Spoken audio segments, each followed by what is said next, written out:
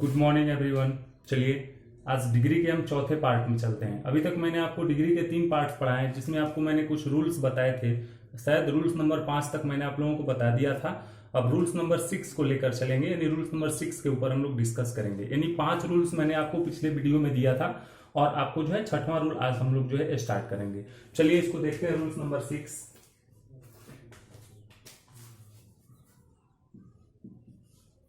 आपको देखिए ये रूल्स क्या कहता है कि यदि एक, जैसे कि मान लीजिए हम लोग पॉजिटिव डिग्री बनाते हैं, कॉम्परेटिव डिग्री बनाते हैं और सुपरलेटिव डिग्री बनाते हैं, तो इसमें क्या होता है कि अभी मैंने आपको जैसे पिछले जो रूल्स थे उन रूल्स में मैंने आपको बताया कि डिग्री जो है, डिग्री में हमें एक चीज का ख्याल रखना है कि जो मान लीजिए अगर पॉजिटिव डिग्री है, कॉम्परेटिव है या सुपरलेटिव है, यदि एक ही सेंटेंस में 2 या 3 एडजेक्टिव्स आ जाएं, ठीक है, तो उनमें हमें क्या करना है कि जो सबसे छोटा वाला एडजेक्टिव होगा वो हम सबसे पहले रखेंगे और जो सबसे बड़ा एडजेक्टिव होगा उसे सबसे बाद में रखेंगे।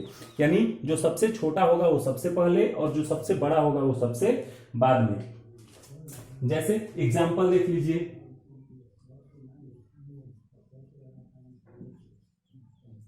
मोहन वाज अ टाल and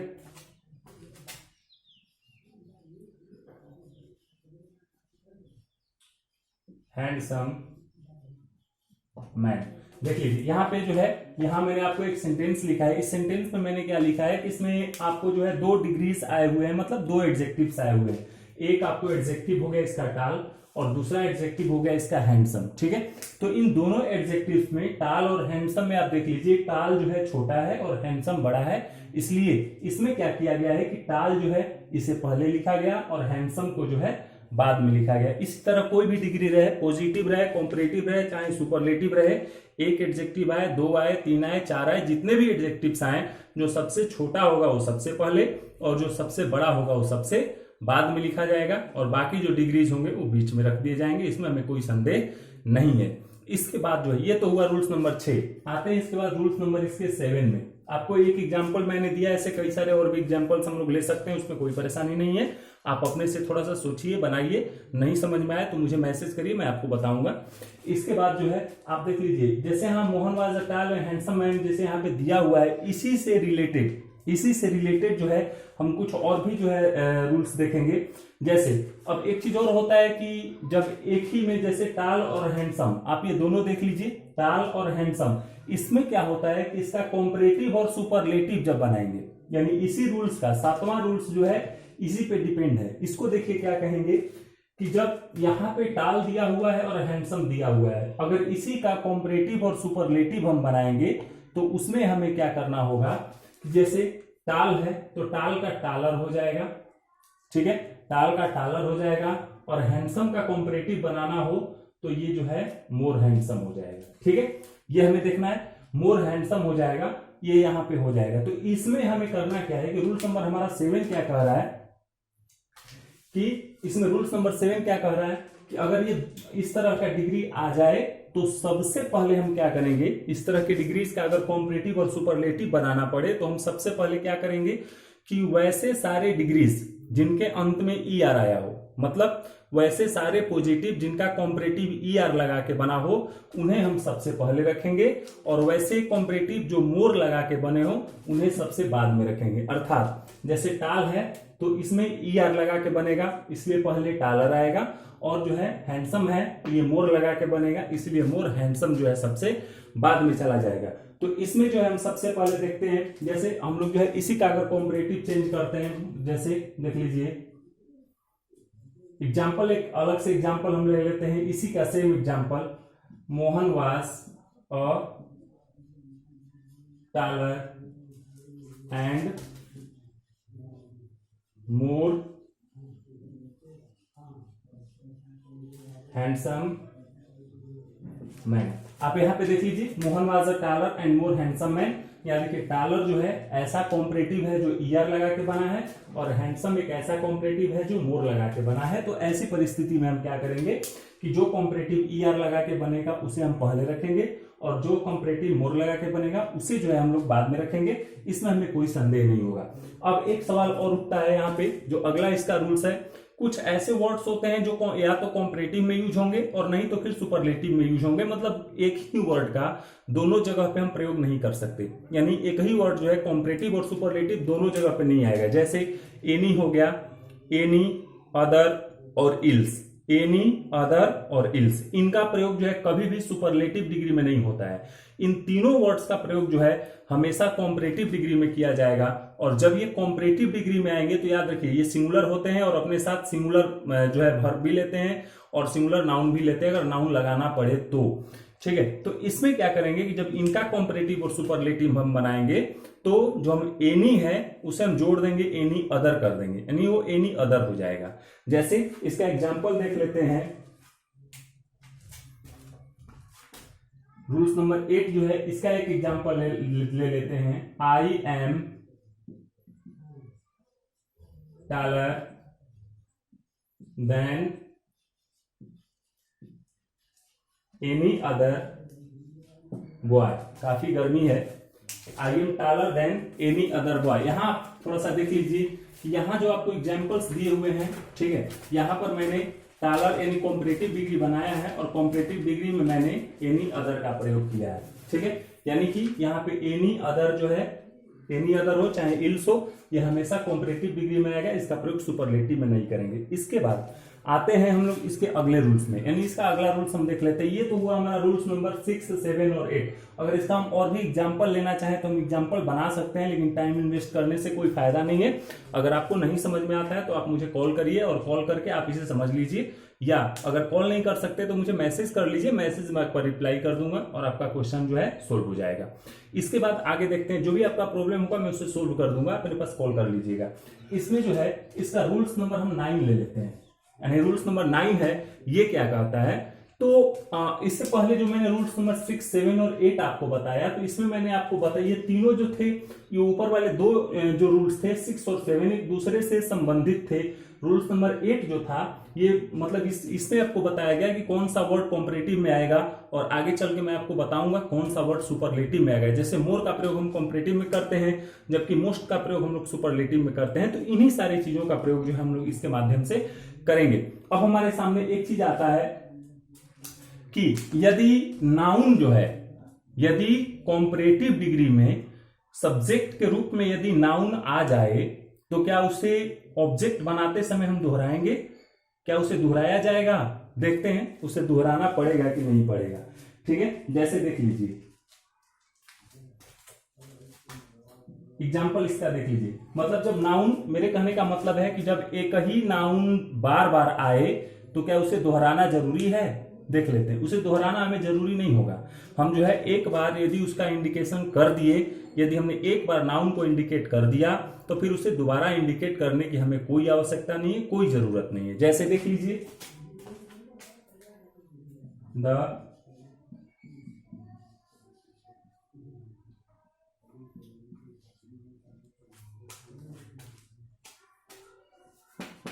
the climate of Ranchi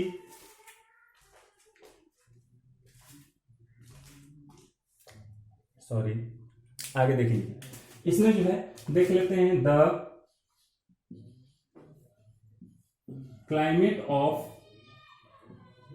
Ranchi is better than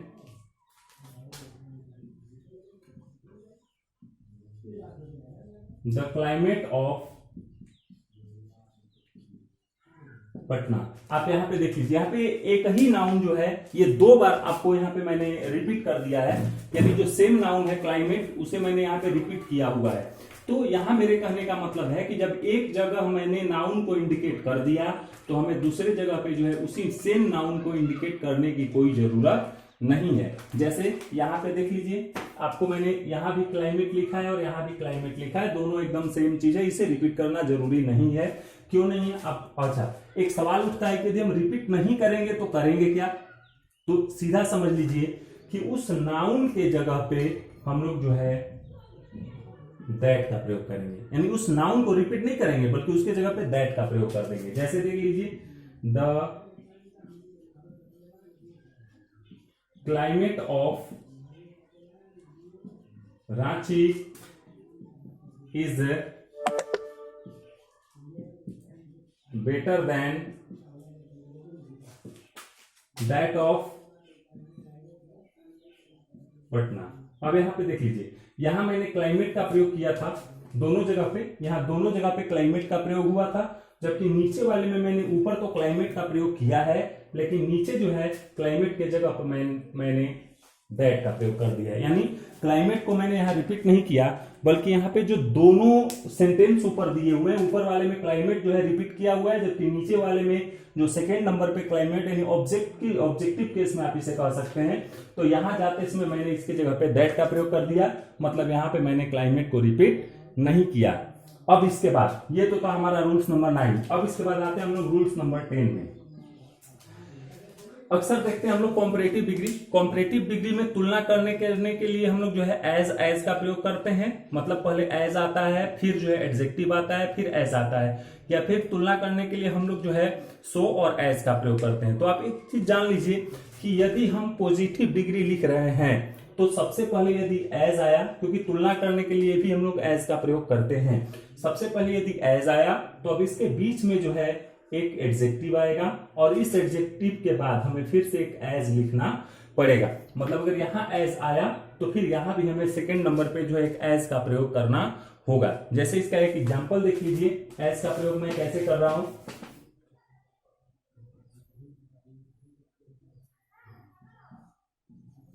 the tiger is, देखिए द टाइगर जो हो गया यहाँ पे सब्जेक्ट हो गया, द टाइगर इज, चूंकि टाइगर जो है सिंगुलर नंबर में है इसलिए मैंने सिंगुलर वर्ब यूज किया। द टाइगर इज एज, देखिए यहाँ पे सिंगल एज आया, उसके बाद हम पॉजिटिव डिग्री का प्रयोग करेंगे, एज स्ट्रॉन्ग, और मैंने आपको यही बताया कि यदि हमने एक एज का प्रयोग किया तो उसके बाद पॉजिटिव डिग्री आएगा और फिर एज का प्रयोग करेंगे, एज स्ट्रॉन्ग एज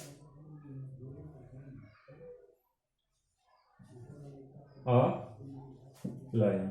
ठीक है, यहां पे देख लीजिए एक बार और, a tiger is as strong as a lion, यानी यहां पे मैंने तुलना किया है टाइगर और लॉयन यानी बाघ और शेर के बीच में। ये तुलना क्या है देख लीजिए, यहां पर बताया गया है कि बाघ जो है उतना ही शक्तिशाली होता है जितना कि शेर, तो यहां पर तुलना करने के लिए जो है हम किसका प्रयोग करते हैं, एज का।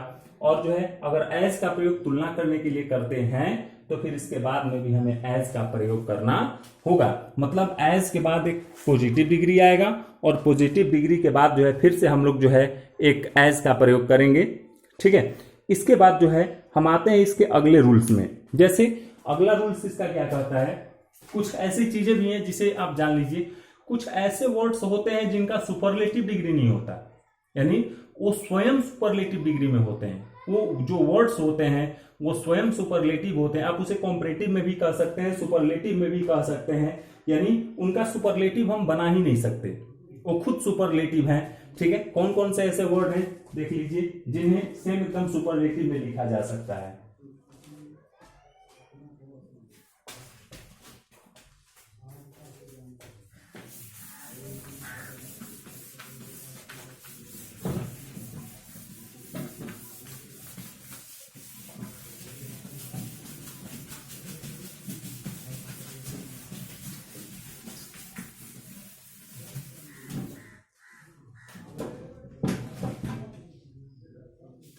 देखिए, यानी कौन कौन से ऐसे वर्ड हैं, मैं आपको बताने जा रहा था कौन कौन से ऐसे वर्ड हैं जो same to same superlative degree में लिखे जाते हैं, यानी उनका सुपरलेटिव डिग्री बनाया नहीं जाता है। तो इनमें जो है सबसे पहले देखिए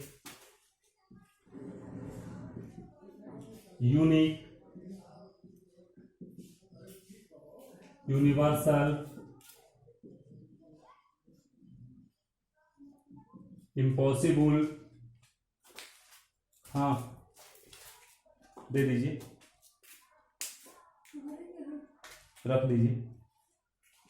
ठीक है, इम्पॉसिबल, आइडियल, स्क्वायर, चीफ। ठीक है, आप देख लीजिए ये सारे ऐसे वर्ड हैं, इनमें कुछ और भी वर्ड्स हैं जिनको ऐड किया जा सकता है, मैं कुछ वर्ड्स आपको बता रहा हूं। ठीक है, तो ये ऐसे वर्ड्स हैं जिनका सुपरलेटिव डिग्री नहीं बनाया जाता है। और नहीं इनके पहले हम आर्टिकल द का, क्योंकि हम जानते हैं कि सुपरलेटिव डिग्री के पहले आर्टिकल द का प्रयोग किया जाता है, लेकिन ये ऐसे वर्ड हैं जो ना अपने पहले आर्टिकल द लेंगे और ना ही अपना सुपरलेटिव बनाएंगे, मतलब ना ही अपना मोस्ट लेके सुपरलेटिव बना सकते हैं और नहीं इनमें ईएसटी का प्रयोग किया जा सकता है। जैसे इसका एग्जाम्पल देख लीजिए, एक एग्जाम्पल मैं आपको बता रहा हूं जो कि एग्जाम्पल गलत होगा, आप उसे देख लीजिए। जैसे दिस